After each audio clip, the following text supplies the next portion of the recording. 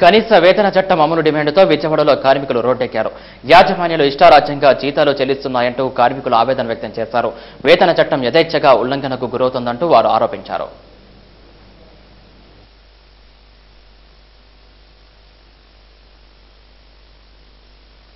విజయవాడ నగరపాలక సంస్థ కార్యాలయం ఎదుట సిఐటియు ఆధ్వర్యంలో కార్మికులు ఉద్యోగులు ఆందోళనకు దిగారు. ప్రభుత్వ ప్రైవేటు రంగాల్లో కనీస వేతన చట్టం ఎక్కడా అమలు కావడం లేదని వారు ఆరోపిస్తున్నారు.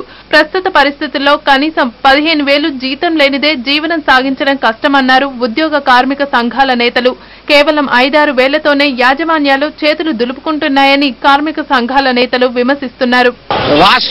రాష్ట్ర ప్రభుత్వం కనీస వేతన బోర్డును వెంటనే ఏర్పాటు చేయాలని చెప్పేసి, కాంట్రాక్ట్ కార్మికుల్ని పర్మినెంట్ చేయాలని చెప్పేసి, వాళ్ళ కనీస వేతనాన్ని 15,000 చేయాలని చెప్పేసి ఈ రోజు ఈ ధర్నా చేస్తున్నాం. 2,000 నుంచి 3,000 వరకు ఇంటద్దెలు చెల్లించుకుంటుంటే మరి 3,000తో ఎలా బతుకుతారని చెప్పేసి మేము ముఖ్యమంత్రి గారిని ప్రశ్నిస్తున్నాం. ఈ అసెంబ్లీలో అయినా సరే కనీస వేతన బోర్డును ఏర్పాటు చేయడంతో పాటుగా కనీస వేతనాన్ని 15,000 చేయాలని చెప్పేసి మేము డిమాండ్ చేస్తున్నాం. వేతన చట్టం ఖచ్చితంగా అమలైతే కార్మికులకు ఉద్యోగులకు సమస్యలు తీరుతాయని సంఘాల నేతలు స్పష్టం చేశారు.